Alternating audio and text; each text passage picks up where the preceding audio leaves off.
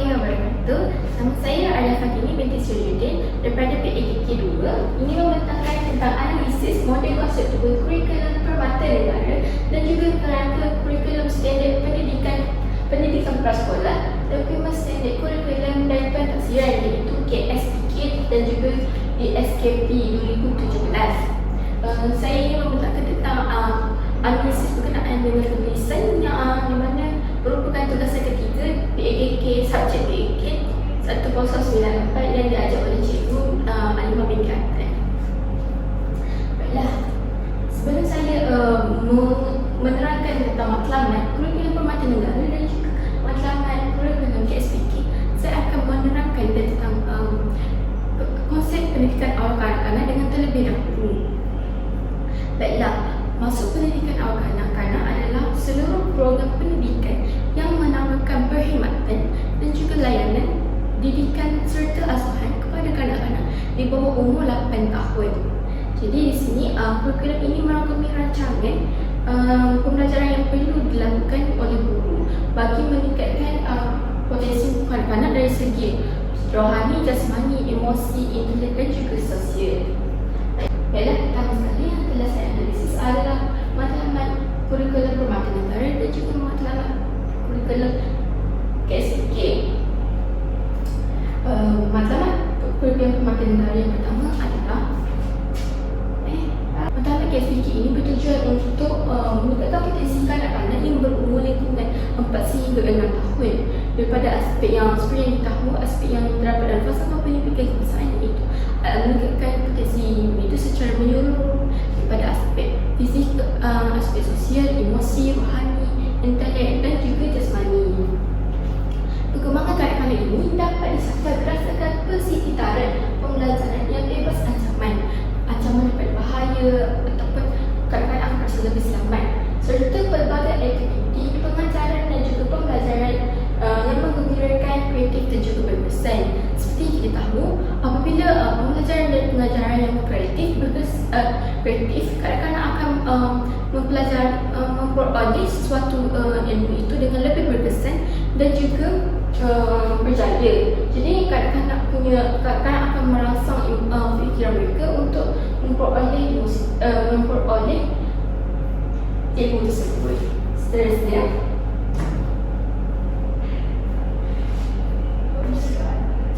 adalah matlamat kurikulum permata negara. Kurikulum permata negara ini menawarkan program asahan sekaligus pendidikan awal yang berkualiti terhadap kanak-kanak di bawah usia 4 tahun. Jadi bawah usia 4 tahun ni merangkumi 0 hingga 4 tahun lah. Kurikulum ini melalui kurikulum ini kanak-kanak mendapat pengalaman yang bersepadu dalam bagi membentuk insan. Dapat kurikulum yang sepadu bagi membentuk insan yang sasih terpuji, kerohanian yang teguh, kecerdasan intelek yang mantap, menghormati budaya dan juga patriotik serta mengamalkan gaya hidup yang sihat.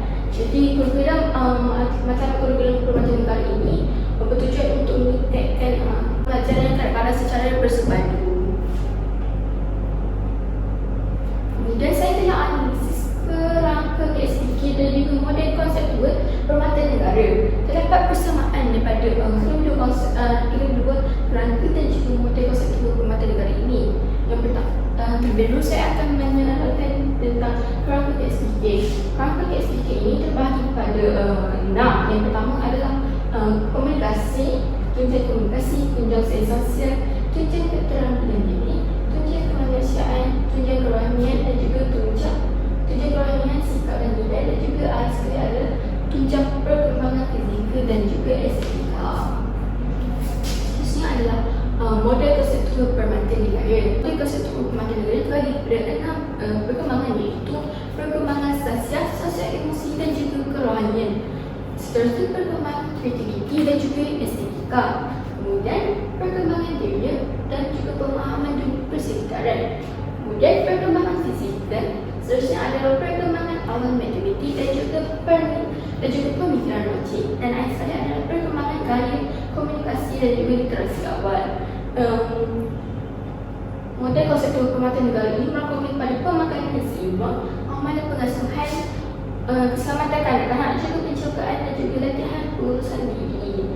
Melalui pemakanan seimbang ini, kanak-kanak diberikan pemakanan yang seimbang melalui pilihan makanan dari sini. Swasta di pasca berada di jajah, guru akan membantu kanak-kanak akan disediakan makanan-makanan yang berkhasiat mengikut penampilan makanan. Seterusnya, amalan pengasuhan.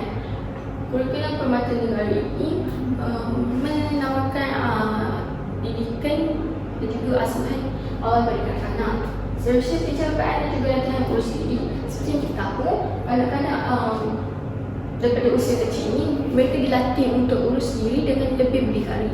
Seperti sebagai contoh, kanak-kanak akan dilatih untuk pergi ke tandas sendiri, makan sendiri, memakai pakaian sendiri dan sebagainya. Jadi penjagaan dan juga latihan urus diri ini, kanak-kanak ini akan diperkembangkan lagi. Apabila kelak dewasa, kanak-kanak akan merasa terbiasa dan juga mampu berdikari dan juga melakukan perkara dengan sendiri. Sekali lagi, keselamatan kanak-kanak. Keselamatan kanak-kanak di dalam model kesatuan Permata Negara ini akan terjamin kerana persekitaran negeri Jajah akan terjamin selamat kerana bebas pada ancaman dan juga bahaya. Baiklah, persamaan berdasarkan analisis saya, persamaan kerangka KSPK dan juga model konseptual Permata Negara adalah pertama sekali berdasarkan tunjang kerohanian dan juga kerohanian, sikap dan juga nilai dalam kerangka KSPK dan juga perkembangan sosio-emosi dan juga kerohanian dalam model konseptual Permata Negara. Baiklah, berdasarkan kerangka KSPK, kerohanian merupakan disiplin ilmu pendidikan Islam dan juga pendidikan moral, manakala model konseptual Permata Negara menerangkan kerohanian sebagai memupuk nilai keagamaan dalam diri kanak-kanak. Jadi dari sini, pendidik perlu memahami nilai murni dari sudut pandangan agama yang berbeza. Hal ini bagi memudahkan pendidik untuk mengurus kanak-kanak. Sebagai contoh, kita perlu di dalam satu tadika atau taskah, kanak-kanak terdiri daripada pelbagai aktiviti yang berbeza. Jadi guru mudah untuk menguruskan kanak-kanak tersebut jika memperolehi pengetahuan sedikit tentang sudut pandangan agama yang lain. Sebagai contoh pembelajaran yang berkesan, kreatif dan juga menggembirakan adalah guru-guru boleh mengadakan aktiviti kem bestari solat. Seperti yang kita tahu, di seluruh taskah dan juga sekolah mempunyai satu program, itu program kem bestari solat, di mana kanak-kanak ini akan belajar tentang cara-cara untuk solat, etika dan juga tertib. Jadi melalui aktiviti ini, kanak-kanak akan memperolehi pengetahuan yang lebih jelas pada cara-cara untuk melakukan solat dan juga ibadah. Jadi kanak-kanak akan mengikut tertib solat yang betul. Jadi seterusnya, guru juga boleh mengadakan aktiviti. Contohnya dalam sehari itu, guru boleh menceritakan tentang cerita kisah para nabi dan juga para rasul. Seperti yang kita tahu, kanak-kanak ini mempunyai daya ingin tahu yang tinggi. Jadi apabila kita menceritakan tentang cerita kisah nabi dan juga rasul, kanak-kanak mempunyai daya ingin tahu yang lebih tinggi. Jadi kanak-kanak ingin bertanya dengan lebih dan juga lebih tentang kisah-kisah nabi dan juga rasul ini. Impaknya, kanak-kanak akan mencontohi sikap dan juga kepribadian Rasul dan juga Nabi. Sebagai contoh, mereka akan menjadikan Rasulullah SAW sebagai contoh teladan mereka. Contohnya daripada sikap penyayang Nabi Muhammad SAW ini, kanak-kanak ingin mengaplikasikannya dalam kehidupan sehari mereka dengan melakukan dengan cara kanak-kanak akan menyayangi rakan-rakan mereka, ibu bapa, guru serta haiwan. Jadi melalui sini jelaslah daripada sini pembelajaran berkesan telah pun dilakukan kerana kanak-kanak mengaplikasikan aktiviti tersebut, mengaplikasikan perkara tersebut dalam kehidupan seharian mereka. Dari sini juga kanak-kanak akan berfikir secara kreatif di mana mereka akan meniru perbuatan para nabi. Seperti seperti yang kita tahu, kanak-kanak juga akan sentiasa di awal usia mereka ini, kanak-kanak sering meniru perbuatan seseorang yang mereka nampak. Jadi menceritakan tentang kisah Nabi dan juga Rasul ini amatlah baik untuk kanak-kanak. Aktiviti yang seterusnya adalah aktiviti mengamalkan bacaan doa sebelum melakukan sesuatu perkara. Seperti yang kita tahu, kita sebagai umat Islam digalakkan untuk sentiasa membacakan doa sebelum melakukan setiap perkara.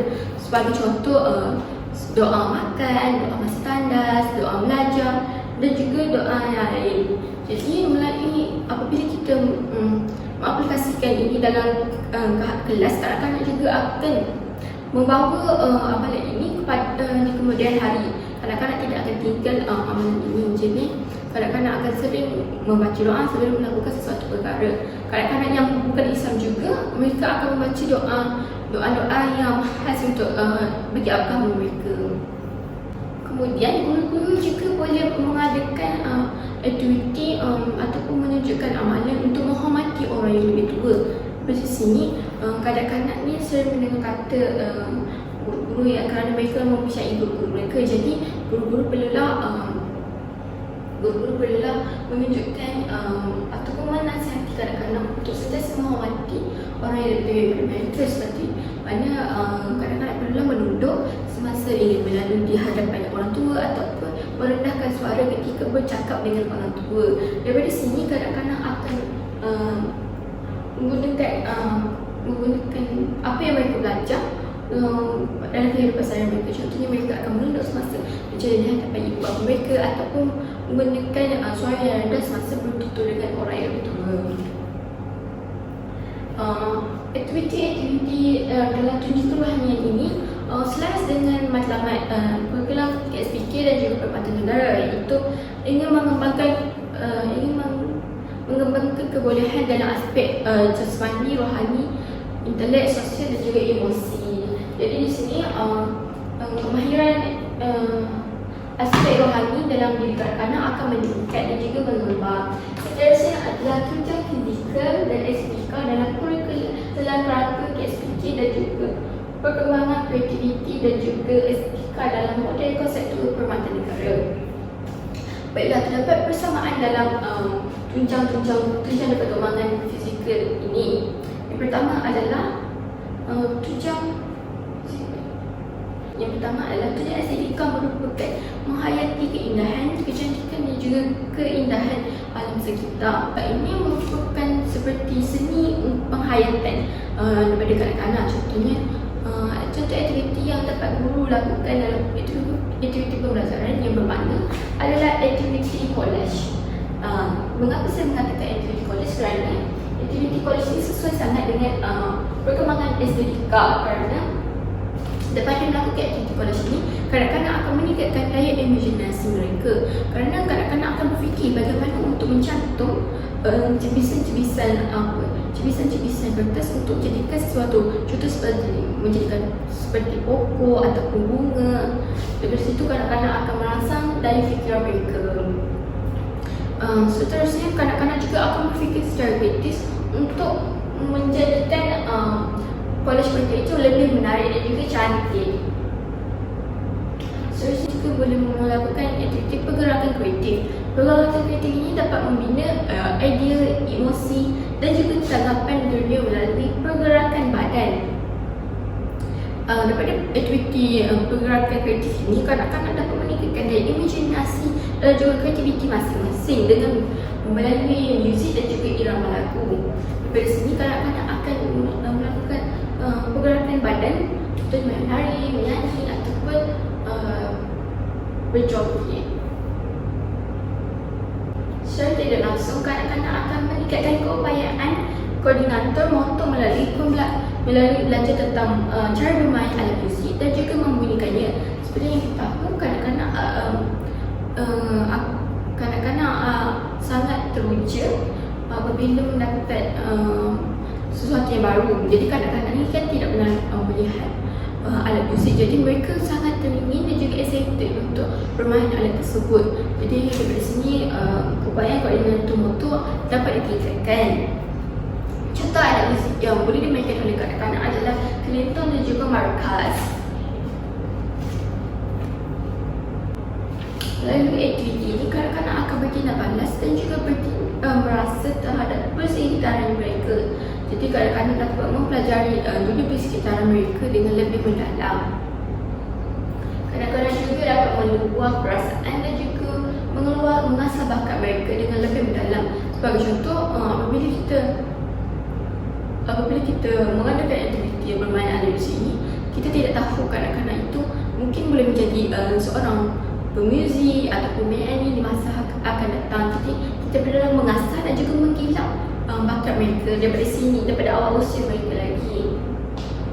Baiklah, melalui aktiviti yang berkaitan dengan SPK ini, kanak-kanak juga akan meningkatkan kemahiran psikomotor halus dan juga psikomotor kasar mereka. Daripada mereka akan melakukan banyak pergerakan tangan, pergerakan kaki dan juga pergerakan tubuh badan mereka. Hal ini selaras dengan matlamat pembelajaran, iaitu pembelajaran matlamat. Hal ini selaras dengan matlamat kurikulum permata negara dan juga kurikulum SPK, iaitu di mana menginginkan pembelajaran yang gembira, kreatif dan juga bermakna.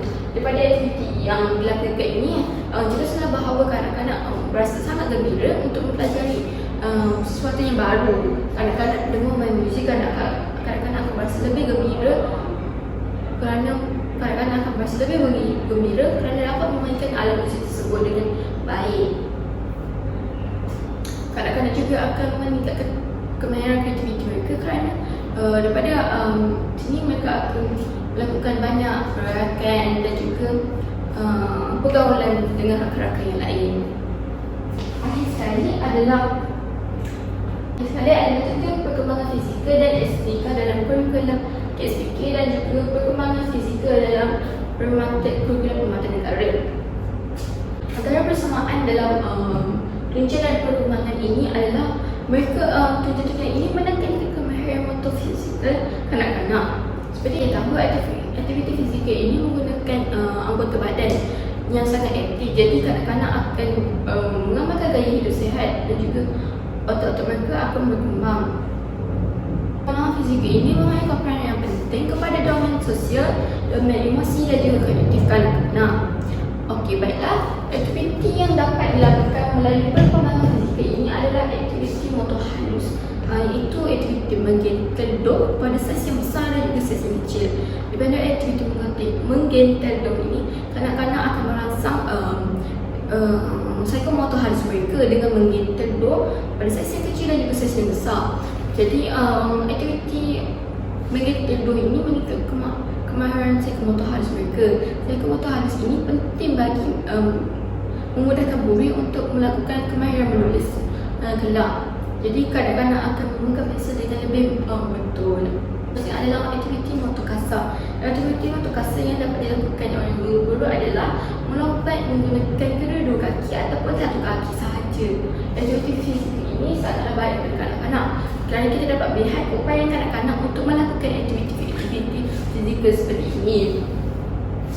Daripada sini kita dapat lihat upaya kanak-kanak untuk melakukan aktiviti fizikal dengan lebih tepat dan juga cara yang betul.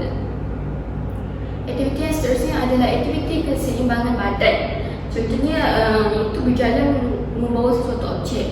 Sebagai contoh aktiviti yang menarik pada kanak-kanak adalah aktiviti membawa telur menggunakan sudu. Jadi murid itu perlu menggigit sudu tersebut yang berisi telur di atas. Jadi kanak-kanak perlu mengimbangkan badan mereka supaya telur itu tidak jatuh. Jadi dari sini kanak-kanak akan dapat meningkatkan kemahiran keseimbangan badan bagi kanak-kanak.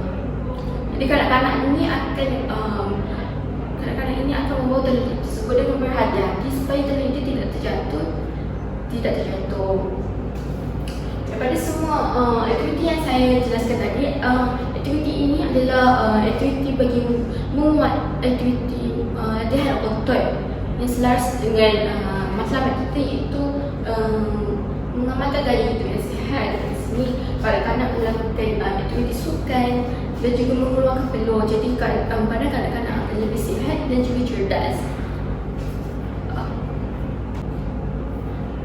Baiklah, kesimpulan yang saya dapat jelaskan berdasarkan berdasarkan analisis yang telah saya lakukan adalah kedua-dua kurikulum yang diadakan di Malaysia ini, iaitu kurikulum Perkhidmatan Negara dan juga kurikulum KSPK amatlah penting pada kanak-kanak, kerana kanak-kanak perlulah diberikan pendarahan yang awal supaya di awal usia mereka ini, supaya mereka dapat memperkembangkan kemahiran, memperkembangkan dan memperkembangkan emosi mereka dan supaya mereka dapat memperkembangkan potensi mereka dari aspek sosial, emosi, rohani dan juga jasmani. Oleh itu, sekian saja dari saya. Assalamualaikum warahmatullahi wabarakatuh. Sekian, terima kasih.